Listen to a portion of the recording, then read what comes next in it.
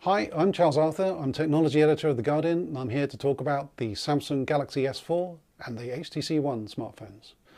Let's start by looking at some phones that have come out in the past couple of years. There's the Google Galaxy Nexus S, Sony Xperia S, iPhone 5, the BlackBerry Z10, Nokia Lumia 920, and the HTC One, and the Samsung Galaxy S4.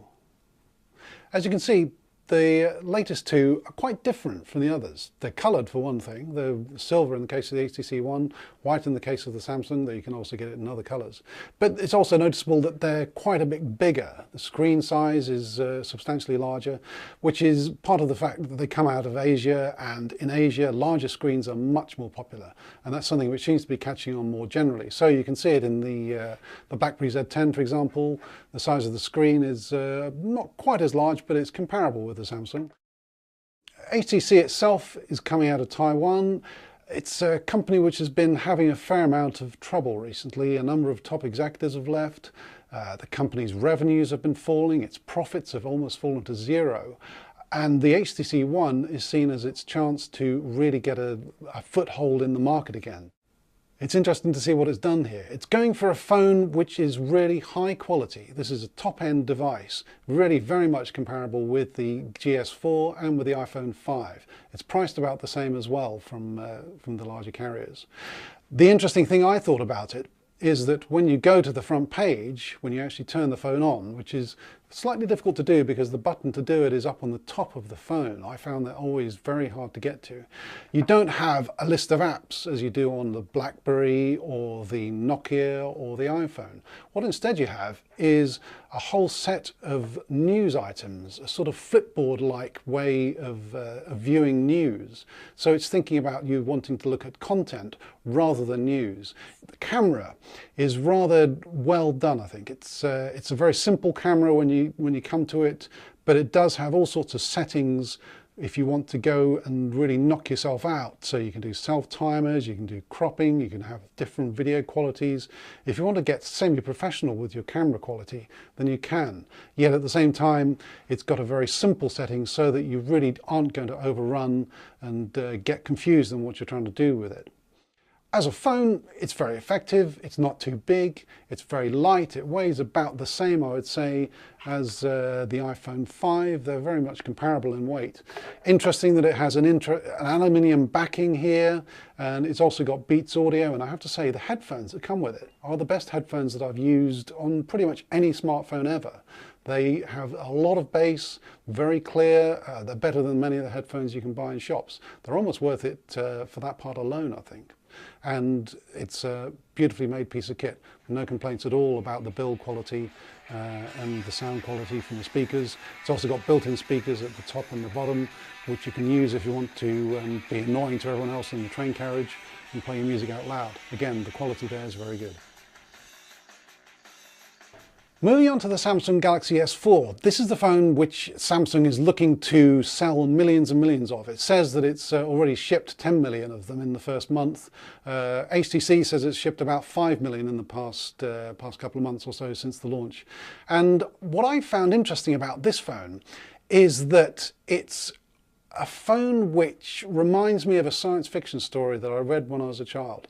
It was written by Larry Niven, and it was about discovering an alien artifact which had so many different settings that the people who were using it couldn't work out what the basic setting was for it. So one of the things that you find when you look at this is that it has loads and loads of different settings which you can turn on and turn off. It has things like air gesture, which means you can wave your hand over to move the screen. It has eye scrolling, so that if you move your eyes up and down when you're looking at it, the screen will follow you. There are so many different choices that it becomes overpowering, and you find yourself turning it off. Samsung is packing so much in that you can easily get lost in the phone.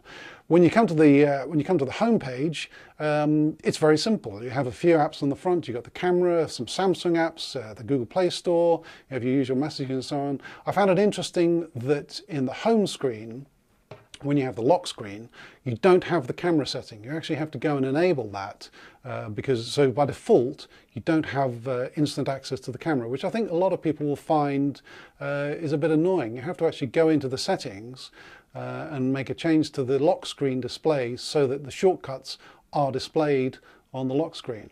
That to me seems like a bit of a mistake. One good thing about it in terms of the design, and something Samsung has had over HTC pretty much forever in my opinion, is that you can turn the phone on or off with a button at the side rather than at the top with the HTC One. But once you've enabled the shortcuts and the lock screen, then the camera is available to you straight away. But here again is a difference between HTC and Samsung. You have the camera, which looks as though it's pretty simple, but then if you go into the mode setting, you have a ream of different modes. You have automatic, you have what's called beauty face, you have the eraser one, you have animated, you have rich tone, you have so many that it becomes hard to know which you actually want. There's one called best photo. Well, what is it? It's a sort of burst shoot which will let you choose the best photograph from it.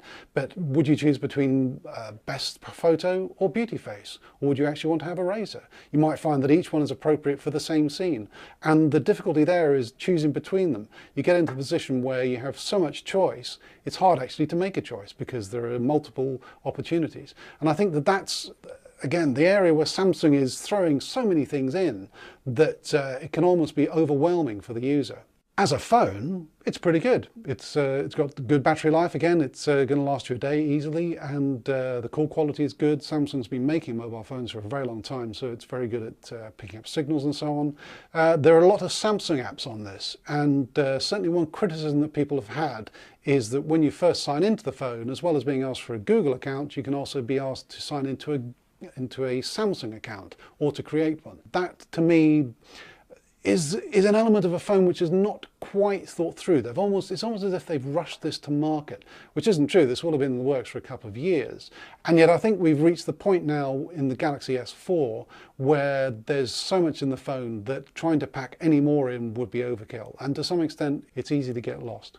Despite these criticisms, Samsung's going to sell a lot of these this year because it's a huge company. HTC has done well to get 5 million of the HTC One out there. It'll be very interesting to see whether the consumer take-up goes well.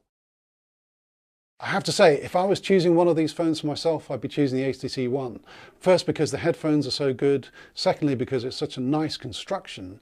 If you compare the aluminium construction to the plastic of the Samsung, which in comparison doesn't feel like such a great phone in terms of quality. And thirdly, because with the HTC One, you can find your way around pretty easily. It's not too hard and you won't get lost inside the phone.